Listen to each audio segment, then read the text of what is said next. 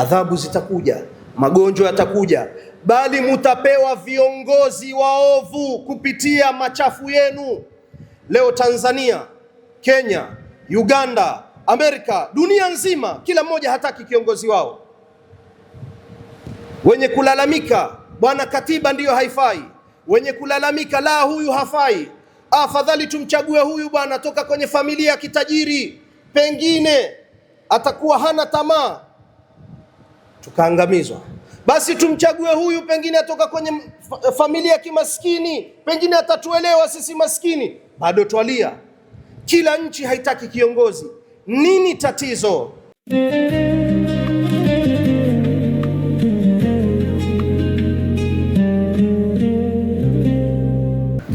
Baada kumhimidi Allah subhanahu wa ta'ala na kumsalia na kumtakia rehma bwana mtume sallallahu alayhi wasallam, na yusia nafsi yangu na kukuhusieni juu ya kumcha Allah tabaraka wa ta'ala.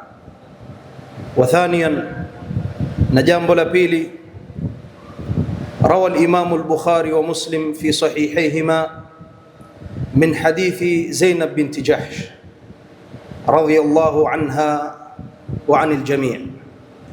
قالت دخل علي رسول الله صلى الله عليه وسلم يوما فزعا خائفا وهو يقول ويل للعرب من شر قد اقترب قد فتح اليوم من ردم يأجوج ومأجوج مثل هذه. فقالت زينب يا رسول الله أنهلك وفينا الصالحون؟ قال نعم إذا كثر الخبث. Ibadallah, amepokea Imam Bukhari na Muslim kutoka kwa hadithi ya Zainab radhiyallahu anha, anasema Mtume sallallahu alayhi wasallam aliingia kwangu hali ya kuwa hofu imemjaa. Faqala, kasema qad futiha al-yawma min radmi Ya'juj wa Ma'juj mithla hadhi, hakika leo kile kizuizi cha Ya'juj wa Ma'juj, kwetu sisi Waswahili tunasema Juju wa Majuju, Ya'juj wa Ma'juj mithla hadhi, imefunguliwa mfano wa hii. Mtume hofu imemjaa, watakuja kueneza fasadi na adhabu itakuja duniani watakapokuja hawa viumbe. Hofu imemjaa. Zainab akamuuliza, ya Rasulullah, anuhliku wa fina salihun, hivi tutaangamizwa sisi na ndani yetu kuna watu wema? Wapo watu wema ndani yetu alafu ije adhabu? Faqala an-nabiy sallallahu alayhi wasallam, Mtume akasema naam idha kathura al-khabath, ndiyo tutaadhibiwa au mutaadhibiwa hata kama kwenu nyinyi kuna watu wema, pindi ambapo kwamba uovu utatanda juu ya ardhi. Ikhwani fillah, leo hii nataka kuzungumzia kuhusiana uovu na madhara yanayopatikana uovu kizidi. Kathura fina al-isyan was-sayyi'at wash-shubuhat, zimekithiri kwetu sisi maovu ya kila sampuli, wazinifu,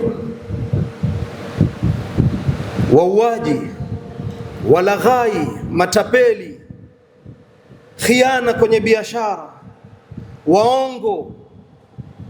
Nukta gani utaizungumza ya uovu ambayo kwamba kwetu sisi hakuna leo? Kila sampuli ya uovu umejaa. Yaqulu Allah subhanahu wa ta'ala, Allah nasema katika Qur'an, wama kunna muhlikil qura illa wa ahluha zalimun, nafahamuni kuwa wama kunna muhlikil qura, hatukuwa ni wenye kuangamiza watu wa kijiji, hatujakuwa ni wenye kuadhibu watu wa kijiji, isipokuwa wa ahluha zalimun, na watu wao wawe ni madhalimu. Dhulma zimetanda leo. Nenda kwenye biashara, sio makampuni madogo, sio makampuni makubwa, sio hata vibiashara vya barabarani, khiana zimejaa. Huyu ameuziwa nyumba amedhulumiwa, yule ameuziwa ardhi amedhulumiwa, yule ameuziwa gari amedhulumiwa, huyo ameuziwa simu amedhulumiwa. Kila sehemu dhulma zimejaa. Illa wa ahluha dhalimun, isipokuwa watu wake wawe ni madhalimu. Mtume anasema hata kama kwetu sisi watakuwa wema wapo, dhulma zikijaa, uovu kajaa juu ya ardhi, basi fahamuni ya kuwa adhabu ya Allah subhanahu wa ta'ala itawateremkieni. Ibadallah, hebu leo Muislamu ajeuke sekta yoyote anayotaka, alafu ajiulize wapi hakuna dhulma, wapi hakuna uchafu. Ifikie wakati tunatangaza uchafu, tunatangaza maovu. Leo kweli miji iliyojaa Waislamu, Mombasa, Malindi, Lamu na kwenginepo kote, miji ya pwani leo, ndio kweli wao ndio wenye kusimama na kupokea na kuwa kama wenyeji wa machafu. Je, hatukuwa na viongozi wa Kiislamu? Je, hatuna mababa wa Kiislamu? Je, hatuna ndugu wa Kiislamu? Je, majirani sio Waislamu? Je, ardhi sio za Waislamu? Leo kweli sisi ni wa kufanya sherehe za uchafu wa kupindukia. Yaqulu an-nabiy sallallahu alayhi wasallam, lam tadhhar al-fahishatu fi qaumin qat hatta yu'linu biha illa fasha fihim at-ta'un wal awja'u allati lam takun fi aslafihim alladhina madaw.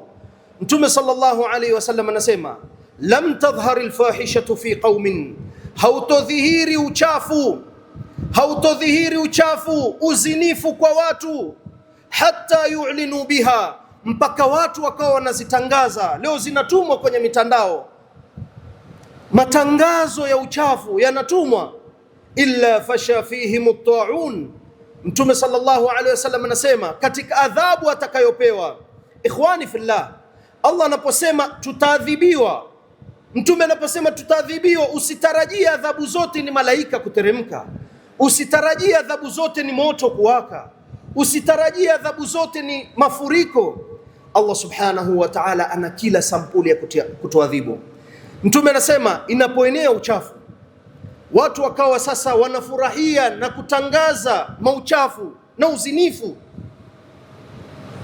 illa fasha fihim at-ta'un, isipokuwa itaenea kwa wao ta'un. Ni ugonjwa, ugonjwa wa ta'un, ugonjwa wa kuambukizana, hukai unapokushika. Wal awja'u allati lam takun fi aslafihim alladhina madaw, na magonjwa ambayo kwamba hayakuwepo kwa mababu zao na mababa zao waliotangulia. Hatukuwa sisi tukijua makorona, au mababu zetu hawakujua makorona, hawakujua maebola, machikungunya, sijui na magonjwa kila sampuli. Mtume sallallahu alaihi wasallam anasema yatakithiri kwa wingi kwenu nyinyi magonjwa ambayo kwamba kwa mababu zenu walikuwa hawayajui. Nini? Uchafu unapoenea,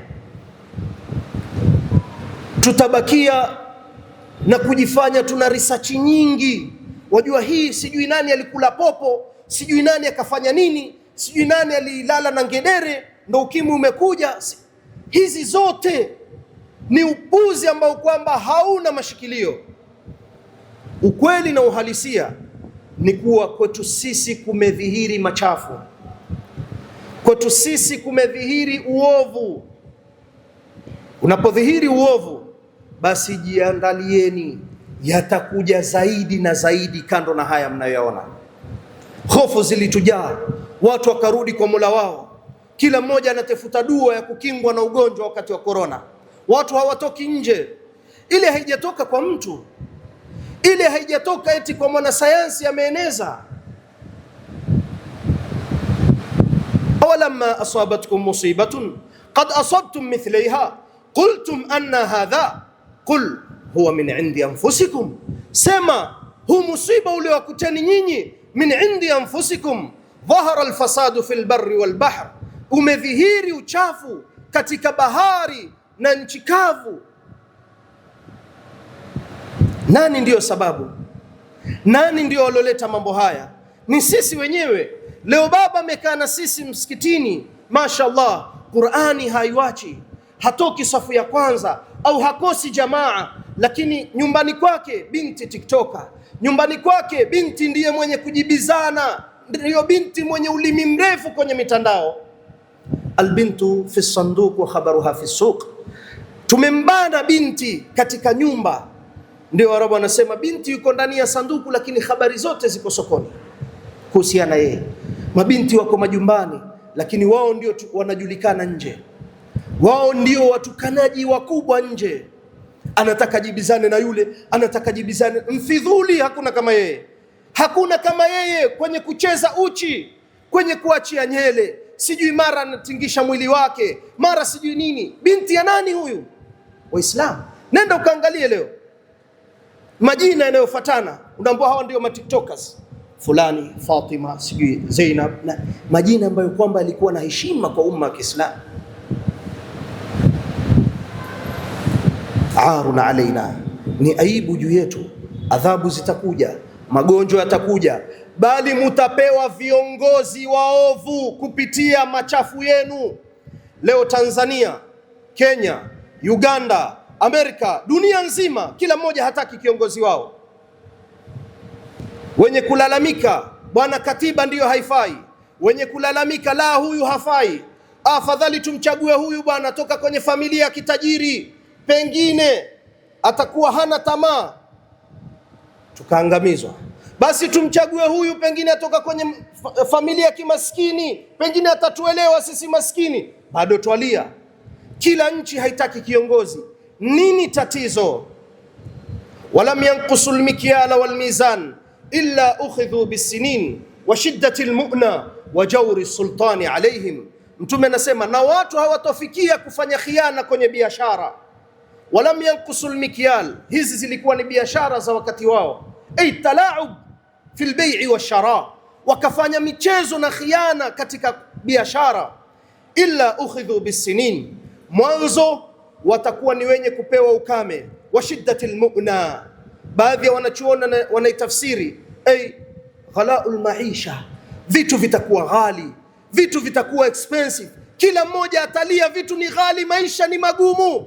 Wa shiddatil mu'na wa jawri sultani alaihim, kisha watapewa kiongozi muovu dhalim. Viongozi madhalim watapita, wakipita, hebu tumbadilisheni huyu, tumtoe, one term, toka, ingia mwingine, huyu pia tumtaki. Tumeanza kulia must go kutoka lini? Tatizo liko wapi? Inna Allaha la yughayyiru ma biqaumin hatta yughayyiru ma bi anfusihim. Allah subhanahu wa ta'ala hatawabadilisha watu isipokuwa mwanzo wenyewe waanze kujibadilisha. Mtume anasema biashara zitakapokuwa na khiana, mutaletewa maisha kuwa ni ghali na mutaletewa viongozi waovu. Tunalia leo kutwa maisha ni ghali, sijui huyu hafai, tumemchagua tumtaki. Tatizo ni sisi. Wewe mwenye biashara ndogo una khiana, una kisimu chako unakiuza, sijui umekitengeneza, unamwambia mtu aina wiki mbili tu umetumia. Una ardhi umefeki makartasi, una nyumbani kwako. Haya yote musione yanaenda bure, musidhanie yatapita mbele ya Allah subhanahu wa ta'ala. Mutaadhibiwa duniani kabla kesho akhira. Wewe mume umekaa nyumbani kwako unalalamika maisha nje ni magumu, sijui tuonewa. Munaonewa na nani? Wewe ni mume wa mtu, lakini umezini mara ngapi? Umefanyia khiana mkeo mara ngapi? Hebu jiulize, kama mimi yale yaliyonizunguka ndo nimepewa, tuseme mimi ndo rais wa yale tu niliyozunguka, nimefanyia khiana mara ngapi? Unadhania Allah subhanahu wa ta'ala hatokuletea yule ambaye kwamba adhlamu minka afjaru minka? Unadhania hatoletwa yule ambaye kwamba ni mwenye dhalim kukuliko wewe? Masahaba zilipotakasika nyoyo zao, walipokuwa wakweli, Allah akawapatia mtume sallallahu alaihi wasallam. Alipoondoka mtume wakapatiwa Abu Bakr as-Siddiq, wakapatiwa Umar ibn Khattab, wakapatiwa Uthman, wakapatiwa Ali. Lakini ilipofika wakati wa Umar ibn Khattab, wakaanza watu kujifanya wana akili ndefu, wanajua kuua viongozi au kuua watu, wanajifanya wanajua kutumia upanga na visu. Wakamua Umar ibn Khattab, wakamua Uthman, wakamua Ali. Allah subhanahu wa ta'ala akawaletea Hajjaj bin Yusuf al-Thaqafi. Nyinyi si mnajua kutumia upanga na silaha, basi nitawaleteeni yule ambaye kwamba ni afjaru minkum, muovu kuliko nyinyi, adhlamu minkum. Sasa pindi tunapoendelea na uchafu kama huu, pindi tunapojiona sisi ni wajanja sana, haya ni mazao, tusijiulize tabu iko wapi, tusijianze kutupa nadha'ul malama ala sultan wal umara, lakini shida iko kwetu sisi, tujibadilishe sisi. Walidhalika kanu yaqulun, wema walikuwa wakisema, kama takunu yuwalla alaikum, kama mutakavyokuwa nyinyi, kama mutakavyokuwa nyinyi, wakadhalika nuwalli ba'da adh-dhalimina ba'da, vile vile tunawapatia uongozi baadhi ya madhalimu juu ya wengine. Hii ni sunna ya Allah subhanahu wa ta'ala kwa waja wake. Hebu leo zungumza, jiulize mwenyewe, haya yaliyonizunguka mimi, pesa zangu nazipeleka kuhonga wanawake, nina mtoto nyumbani, nina mke nyumbani waliokuzunguka huwa nasihi, hujali kuhusiana khairi yao, hujali kuhusiana kumcha Allah subhanahu wa ta'ala. Vipi unadhania maisha yatakuwa mepesi? anuhliku wa fina salihun qala na'am idha kathura al-khabath aqulu ma tasma'un wastaghfirullaha li wa lakum fastaghfiruhu innahu huwal ghafurur rahim wal barrul karim. Ikhwani fillah, yaqulu Allah subhanahu wa ta'ala, wa daraba Allah mathalan qaryatan كانت آمنة مطمئنة يأتيها رزقها رغدا من كل مكان فكفرت بأنعم الله فأذاقها الله لباس الجوع والخوف بما كانوا يصنعون. Allah subhanahu wa ta'ala anasema katika Qur'an, wa daraba Allahu mathalan, na Allah amepiga mfano, qaryatan, kijiji au mji, watu ambao kwamba qaryatan kanat aminatan mutmainna, walikuwa katika amani, walikuwa riziki yao inawajia kila sehemu, riziki yao hawakosi riziki, wako katika furaha, wako katika utulivu, riziki inawajia kwa wakati. Raghadan min kulli makan fakafarat bi an'ami llah, sio fakafara bidini llah, bi an'ami llah.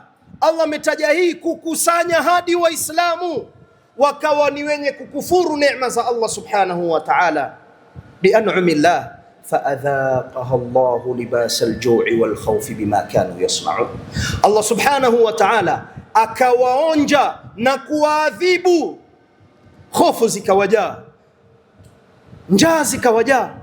Leo Uislamu sisi ni wa kuogopa kutoka usiku. Tunamwogopa nani kama sio watoto wetu? Unaogopa kushika simu yako barabarani kuwasiliana, unaogopa watapita wenye pikipiki waniibie, unaogopa kubakurwa, unaogopa kuporwa, unaogopa kudhulumiwa. Eti tunaita Mombasa ni ardhi ya Waislamu, tunajigamba sisi Waislamu tunadhulumiwa. Nani wanaotudhulumu kabla walioko juu? Hawa walioko chini mbona wanatudhulumu? Watoto wa nani hawa? Ndugu zake nani hawa? Wametoka kwenye majumba kina nani kama sio yetu? Kila baba akamwekea kifua mwanawe, kila aliyokuwa na muovu nyumbani akamtetea. Mwingine anadhulumiwa, lakini huyu ni wangu, siwezi kumsaliti, huyu ni wangu mimi, lazima nimtetee. Allah subhanahu wa ta'ala anasema mfano wa kijiji kilichokuwa katika amani, kilipokufuru neema za Allah, kilipoanza kujiona wao ni wajanja na kuacha dini ya Allah, Allah subhanahu wa ta'ala anasema tukakiadhibu. Na kama nilivyotangulia kusema, sio kila adhabu utaona moto au malaika wanateremka. Adhabu ni za kisampuli zingine, ziko nyingi sana.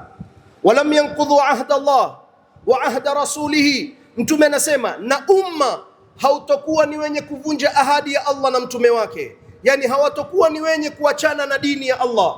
Wakawa leo vijana wa Kiislamu anaona aibu kusoma dini akiwa barobaro, lakini anaona ni ufahari kuwa na mademu wawili, watatu, wanne mpaka na zaidi. Kijana wa Kiislamu anaona haya kuja kusomeshwa Qur'ani, hajui, licha ya hifdhi, hata kuangalia hajui, anagunaguna. Unamuuliza umesilimu? Umezaliwa Muislamu miaka 30 20, hujui.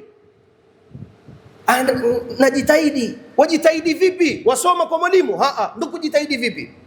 anaona aibu kuja kukaa kusomeshwa kuanzia mwanzo, lakini anaona ufahari kijana kupita ameshika sigara au bangi anavuta. Vijana leo wana kila sampuli ya majina na misemo wanaitana wenyewe, wanaona ni ufahari kabisa, hajui chochote katika dini ya Allah. Mtume anasema inapofikia hapa watu wakaacha ahadi ya Allah na mtume wake, illa sallatallahu alaihim aduwan min ghairihim fa akhadhu ba'dha ma fi aydihim, isipokuwa Allah tawasalitishieni adui asiyokuwa nyinyi, ataletwa mtu mwingine aje kwenu, fa akhadhu ba'dha ma fi aydihim, kisha watawachukulieni yale ambayo kwamba ni yenu nyinyi. Lieni. Watu wa Mombasa tunaonewa, watu wa Pwani tunaonewa, lieni. Nini tatizo liko wapi? Oh, tumesoma. Nani amewaambia hayo ndiyo izza kwenu nyinyi? Nani amewaambia hayo ndiyo anayofaa kwenu nyinyi?